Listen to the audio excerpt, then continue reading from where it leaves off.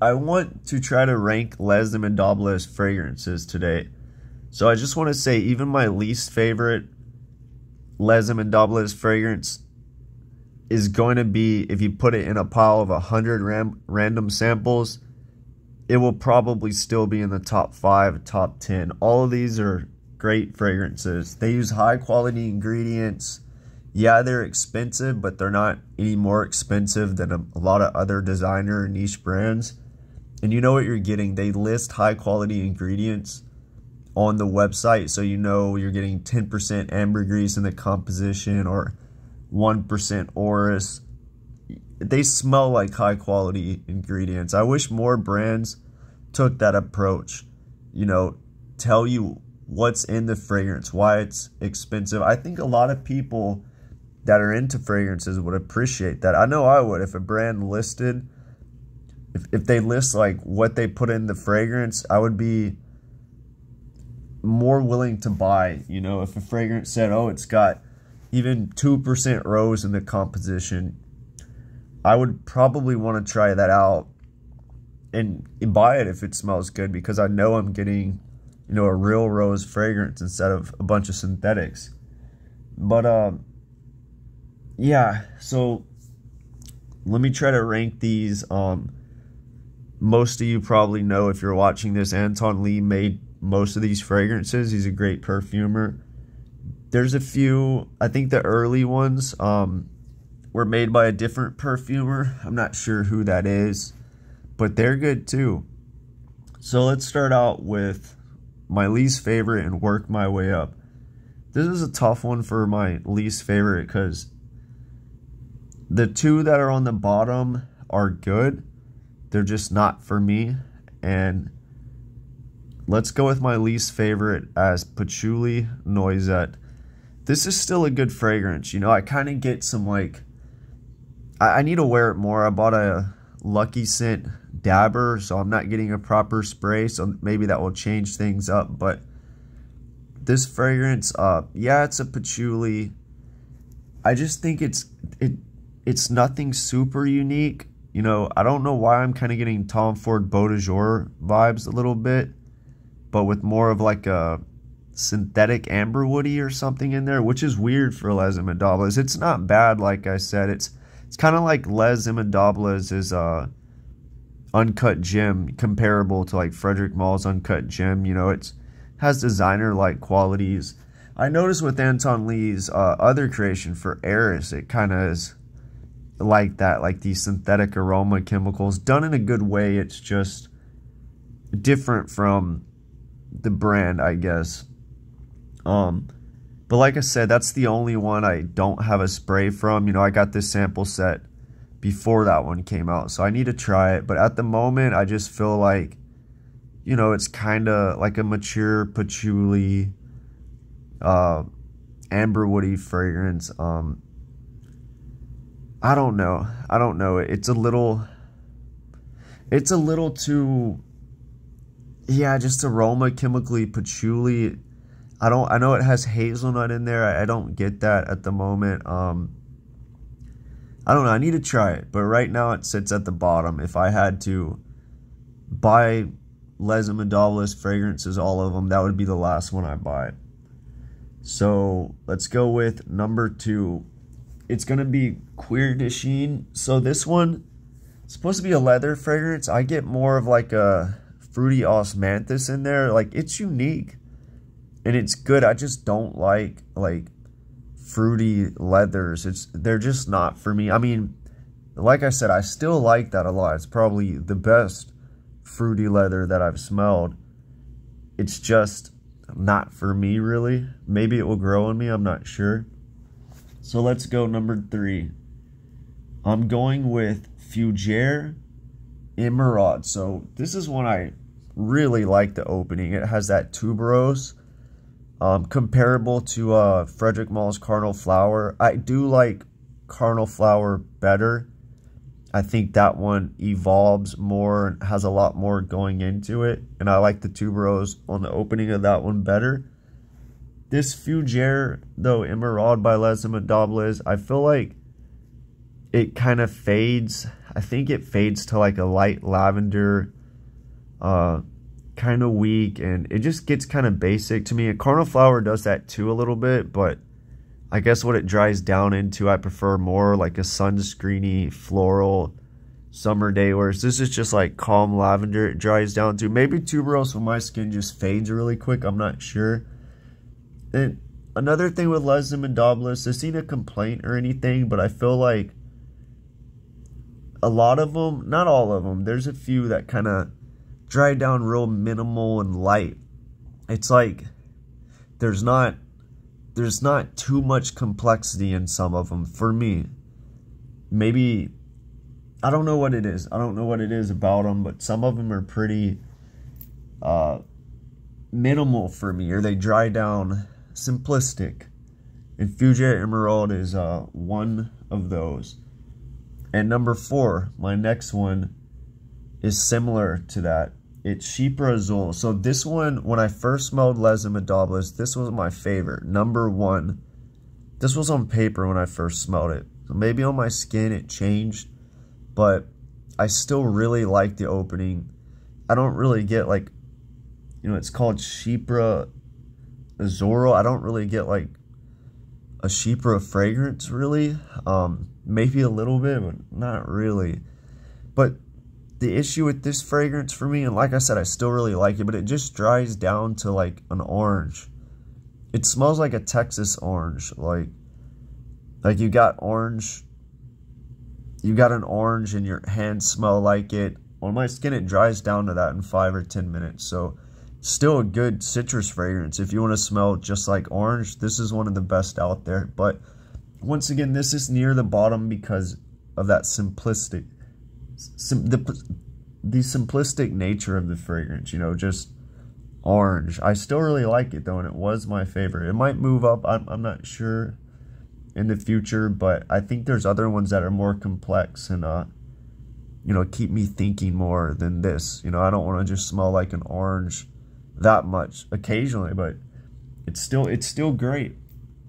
So the next one, this is a lot of people's favorite, and it could move up for me, and I still like it. It's almost sitting at the middle, but Amber Supreme. So this one has a massive dose of natural ambergris in it, and when you think about it, I've heard people say this is like a blue fragrance. I kind of get that. I need to wear this and do its own review because it is complex. I think what makes this interesting to me, and at the same time why it's not one of my favorites, is the ambergris mixing with Immortelle. Immortelle is kind of challenging for me. It's not my favorite. Histories de Perfume has an Immortelle fragrance, and I just don't like it. I know a lot of people do, but it's challenging for me a little bit. It's just something that I don't really like, that note. But this one, I kind of get like a blue fragrance mixed with like old wooden house, ambergris, and if I remember correctly, I need to wear this again. It's been a while. I feel like I got like a cola vibe to it. And that's something I get in a lot of fragrances, and I just can't get it out of my mind. There's some other nuances too, which make me kind of like not like it as much as these other ones. But yeah, it's just, I don't want to say dusty or anything, but it's like a blue fragrance with like a cola and like old wooden house. It's good. It keeps me thinking. I'll do a full review on this because I feel like there's a lot to talk about on it. But, I keep trying to wear it and I like it. But I'm just like, I wouldn't want to wear this all the time. Alright, the next one is going to be, this is probably the brand's best seller. I see the most reviews on this, and it gets talked about a lot. Vanilla Havane. So I feel like a few years ago this would have been number 1. It's a tobacco vanilla basically. and I like it. It's probably the best in the genre. But, you know, I have Tom Ford's Tobacco Vanilla. I own a bottle of that, a 50 ml. It's the first, I don't want to say the first Tom Ford I bought. I'm not sure. Definitely the first private blend, and one of the first niche fragrances I bought. A lot of money. I think I paid $250 for it. Got $50 off 200, and this was years ago. You know, cost per ml Tom Fords are ridiculously priced, but I like the Tom Ford one because it puts a picture in my mind. You know, it makes me think I'm in a Hobby Lobby or a Christmas store, like seasonal. You know, the ingredients aren't as high quality as this Les Indemodables, but the Les Indemodables Tobacco Vanilla one, Vanilla Havana, I guess, it gives me more of a wet tobacco, like a cigar that's kind of wet, or a humidor. And you know, I like it, but I guess I just don't want to smell like straight wet tobacco or dry tobacco. I think this has some boozy nuances to it, maybe rum in it, if I remember correctly. It's just, I don't know. I've smelled a lot like that, and this is one of the better ones. It's just not a genre that I'm super into. If you like this one, I recommend smelling Rihanna J's tobacco one. I think it's like it's similar to this kind of, but more of a stinky oud to it to make it even more challenging. And I feel like that one is even more wetter tobacco with oud. I'll have to compare a bunch of tobacco vanilla fragrances. There's a lot out there, but I have Tom Ford's Tobacco Vanilla, and that's good for me. Alright, the next one. So, this one is one that I would probably put on the top of the list to buy. It smells good. Let's just get it out the way. Escali in Haiti. This is one of the best vetiver cologne fragrances I smelled. The issue I have with it, and why it's not at the very top, it's up there, is, you know, I've smelled a lot of vetiver cologne fragrances. You know, you got Terre de Hermes, you know, is one of the main ones, although that's not really a cologne. I just feel like there's a lot of vetiver out there, and vetiver can kind of get boring, but I like vetiver when it's fresh like this. You know, I like vetiver mixed with grapefruit, which seems to be popular right now for some reason. It smells good. Vetiver in the heat, to me, works well. I get a fall vibe from vetiver, and it's hot here in the fall, so I feel like it's perfect for the fall. It just really works well in the heat for me, and this one could very well move to like number 3 on the list. It's good. It's good. There's just others that I prefer that are more interesting. So the next one, this is one I almost bought a bottle of. Lucky Scent had it for like 30% off or something. I think they said, I asked them why, and they said they were making way for other fragrances. And I'm not sure if they just say that and they're trying to get rid of old stock or something. I'm not sure, but this is Iris Pearl. So this one's really good. It has like a Chanel DNA. This used to be my least favorite. So see how it just moved up? And I kept wearing this, and I found like something I didn't like, and I ended up not buying it. But this one evolves. The opening is really good. It almost gives me like if Les Indemodables was trying to make a MFK fragrance opening, but way better with naturals. Like I get this lemony, maybe bergamot something opening with like a freshness. I kind of like MFK's, this ain't a good comparison, but kind of like MFK's Aqua Celeste Cologne Forte, like that fresh lemony opening, but with naturals and iris. And then so you get that, and then the mid, you get all 3 with this one, and then the mid you get a floral aspect to this, which I feel like can be kind of like old school, mature, classic, you know, Chanel, but high quality. Maybe like jasmine-y, irisy, which this part might be my least favorite. I just feel about, but it's just that classic, mature 1950s, 60s, 70s feminine vibe, but in the best way possible. You know, that genre is not really for me, but I still appreciate it. And then the dry down, you get a light iris. That's pretty much it. So this one has 3 stages.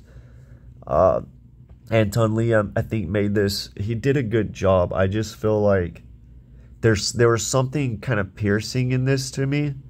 Slight headache inducing, maybe. Not in a sweet way or aroma chemical way, but just something slightly piercing. And I guess I feel like I wouldn't want to smell it all the time. It's still up here. But yeah, ultimately I didn't buy a bottle because of that piercing slight headache vibe. I'd probably want something more light if I got an iris, but I mean, this one's so high quality and just interesting to smell that it's up there. So let's go with the next one.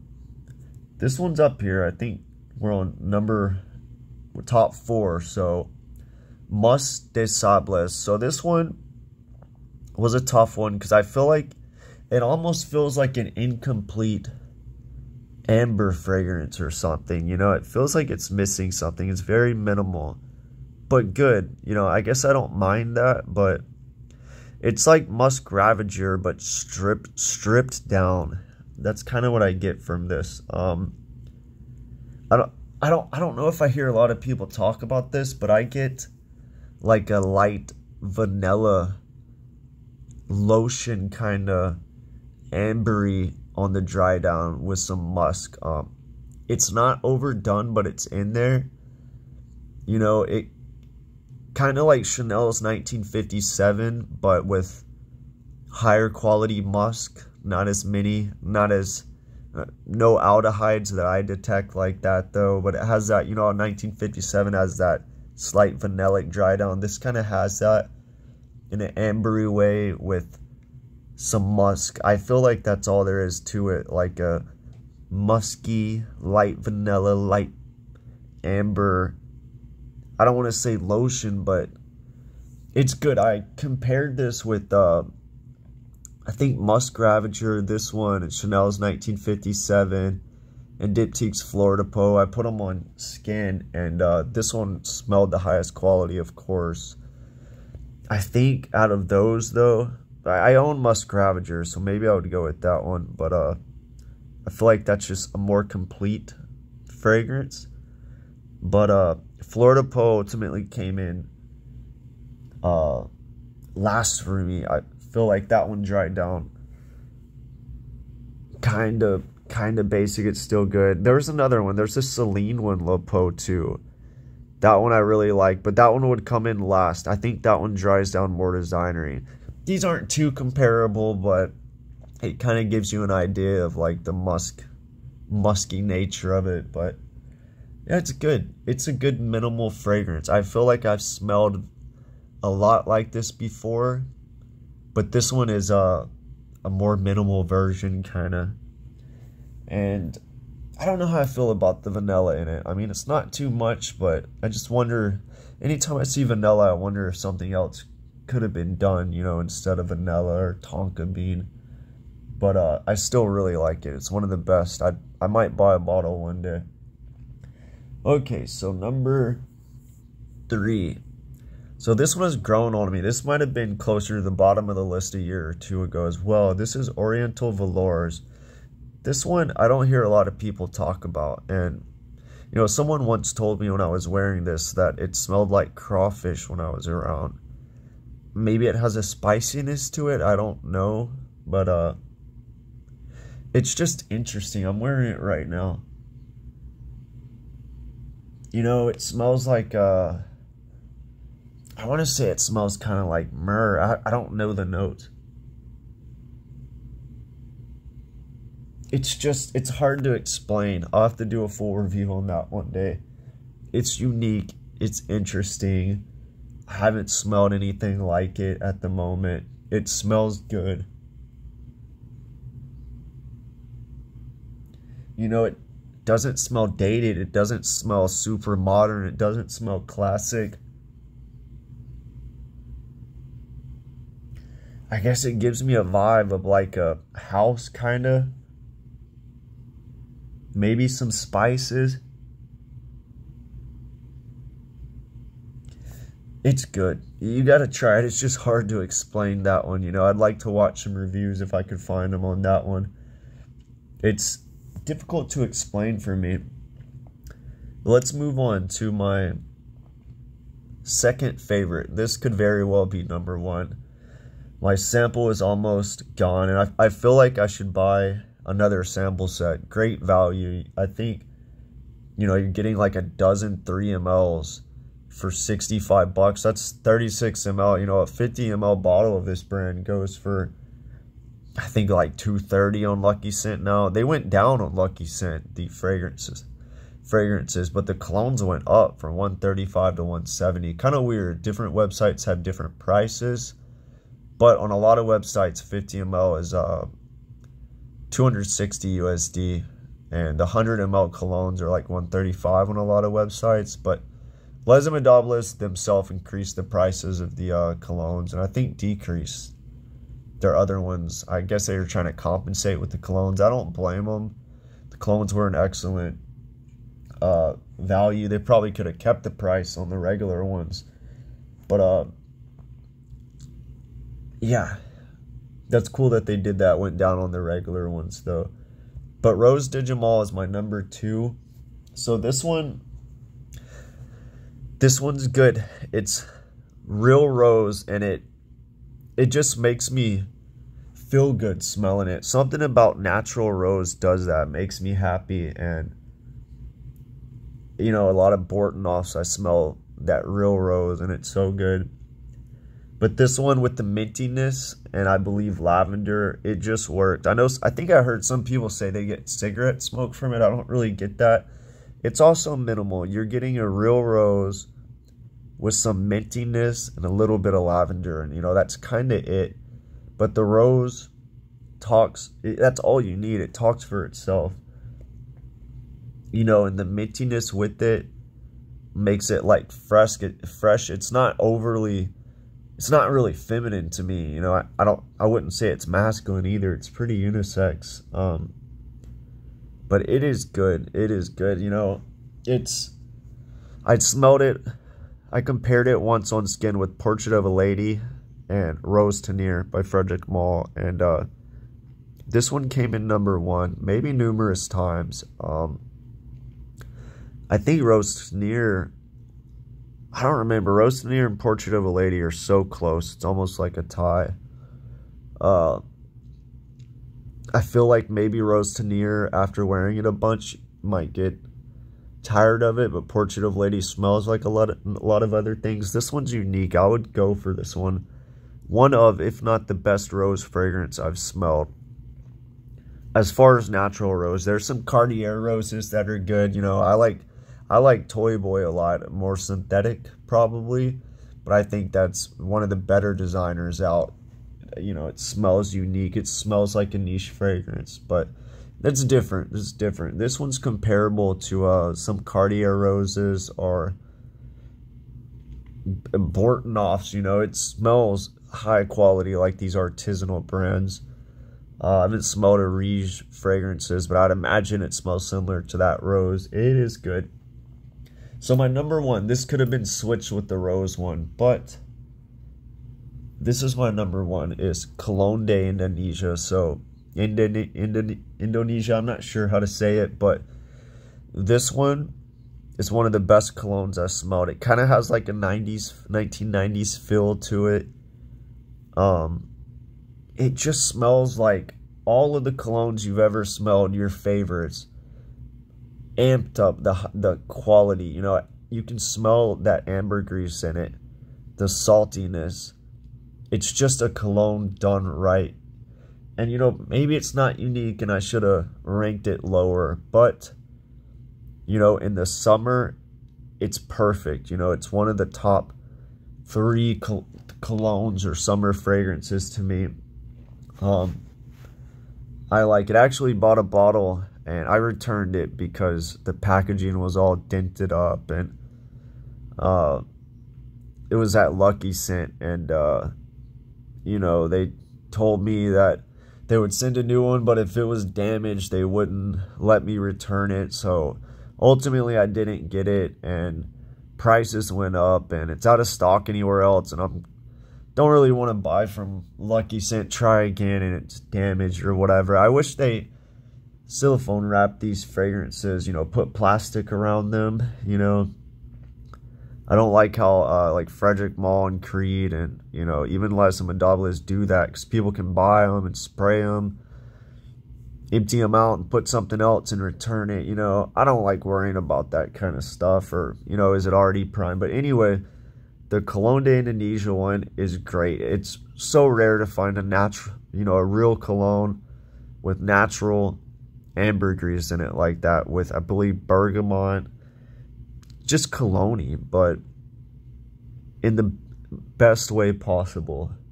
So yeah, that's my ranking of Les Indemodables. All of these are good. You know, I could collect every single bottle and be happy with them. It's hard to rank them, but, you know, if I had to buy the fragrances, this is kind of the order I would go in. You know, yeah, maybe I should have put the Cologne de Heishi before the Iris. I probably would buy that first. I just think the Iris is really good and the best in its class, whereas the Haitian one, I could probably find other similar fresh vetivers, you know, but that one's up there as one of the best. You know, this brand is really good. Hopefully more brands come out like this in the future using high quality ingredients. You know, I want niche brands like this to use high quality ingredients. Like I want to see more fragrances that have classically trained perfumers using these high quality ingredients. You know, it's hard to find that. Anton Lee is one of the only ones doing it. You know, I wish perfumers, I wish like Bortnoff would hire a classical trained perfumer, like a master perfumer, to use the ingredients. I feel like that would be great, you know.